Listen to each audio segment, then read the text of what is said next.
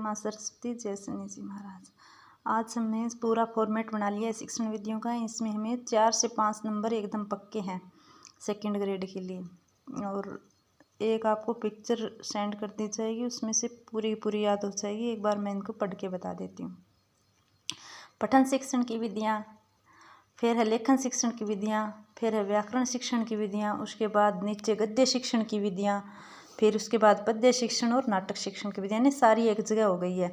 इसलिए पठन शिक्षण में वर्णमाला, अक्षरबोध विधि, चित्र विधि, दृष्टानुकथ्य विधि, पद विधि, कुक विधि, सर्वश्रेष्ठ विधि, यानी एक ही विधि के नाम है इतने सारे, दृष्टा, पद विधि, कुक विधि, सारों सर्वश्रेष्ठ है पठन शिक्षण की विधि। फिर है पठन शिक्षण में अनुकरण पठन, ध्वनि साम्य पठन, सामूहिक पठन, समवेत पठन, भाषा यंत्र, सीतावाद्य यंत्र, यानी पठन विधि। वाक्य गठन विधि, यानी गठन के साथ पठन जोड़ दो, यानी वाक्य गठन पठन विधि। संगति विधि, मांटेसरी विधि, यानी संगति विधि का पठन शिक्षण में मांटेसरी विधि भी कहते हैं। फिर लेखन शिक्षण में मांटेसरी लेखन विधि, रूपरेखा अनुकरण अक्षर अनुवाद विधि, और स्वतंत्रता अनुकरण विधि, जैक्टोट विधि। जैक्टोट विधि का दूसरा नाम है दृष्टा लेखन विधि। फिर पेस्टालॉजी विधि, किंडरगार्टन, यानी फ्रोवेल की शिक्षा पद्धति पर आधारित है। यानी संगति विधि को मांटेसरी विधि कहते हैं, या तो आती है पठन शिक्षण के अंतर्गत। एक है मांटेसरी लेखन विधि, यानी लेखन विधि लेखन शिक्षण के अंतर्गत आती है। उसके बाद है व्याकरण शिक्षण की विधियाँ। व्याकरण शिक्षण में है सूत्र विधि। सूत्र विधि को कंठस्थीकरण विधि भी कहते हैं, निगमन की व्यापक विधि माना जाता है। फिर है व्याकरण अनुवाद विधि, उसे भंडारकर विधि, यानी गोपाल भंडारकर ने इस विधि को दिया था, इसलिए इसे भंडारकर विधि के नाम से जाना जाता है। फिर है व्याकरण प्रायण विधि। प्रायण विधि पहले प्राचीन समय की विधि है, गुरुकुल में इस विधि को लिया जाता था, यानी बार बार पढ़कर, यानी बार बार प्रायण, यानी बार बार पढ़कर, पाठ्य पुस्तक विधि।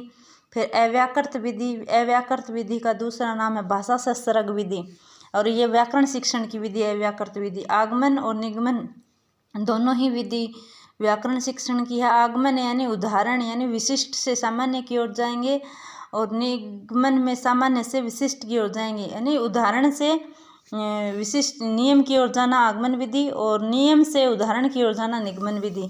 अनौपचारिक विधि, सहयोग विधि। अनौपचारिक विधि वो है जो हमें शिक्षण के अंतर्गत डायरेक्ट अनडायरेक्ट रूप से व्याकरण विधि को सिखाया जाता है, जैसे संधि समास बीच बीच में से, ये भी व्याकरण शिक्षण की विधि है। सहयोग विधि, समवाय विधि, यानी गद्य पद्य दोनों शिक्षणों के अंतर्गत आती है। अर्थ ज्ञान विधि, वाद विवाद विधि, और व्याख्या विधि व्याकरण विधि के अंतर्गत। व्याख्या विधि वो दो में भी आती है, नाट्य शिक्षण में भी आती है, और गद्य शिक्षण में भी व्याख्या विधि आती है।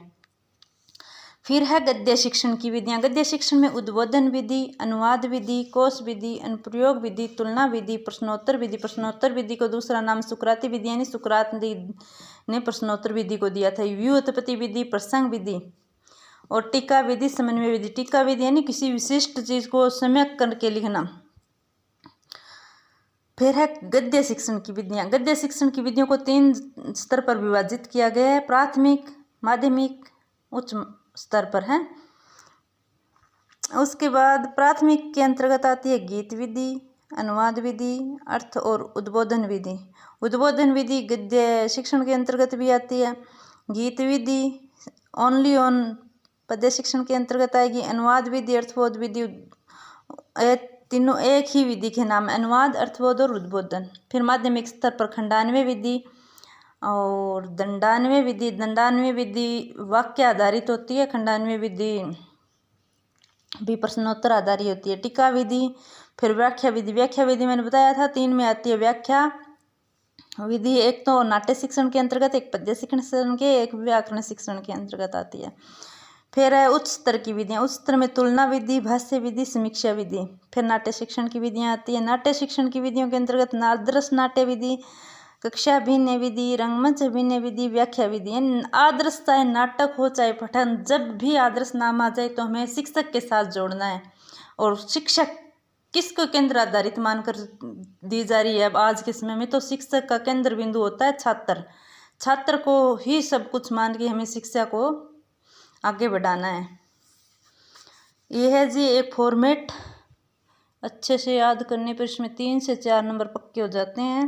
ये एकदम पिक्चर सही कर देते हैं। उसमें ना दिखे तो एक पिक्चर, और इसे पेपर तक एकदम घोट के पीना है आपको। ये लो जी।